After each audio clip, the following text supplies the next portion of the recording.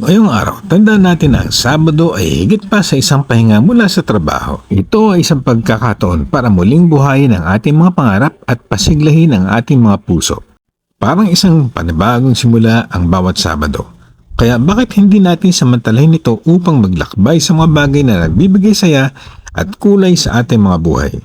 Maaaring ito ay simpleng paglalakad sa park, o pagbabasa ng libro, o movie marathon, o pagkakaroon ng oras para sa pamilya at mga kaibigan. Huwag kalimutang ipagdiwang ang bawat maliliit na tagumpay dahil ang mga ito ang pundasyon ng malalaking pangarap. Kaya't itaas ang noo, iangat ang ulo at ngumiti ng buong puso at yakapin ang araw na ito na may positibong pananaw at enerhiya.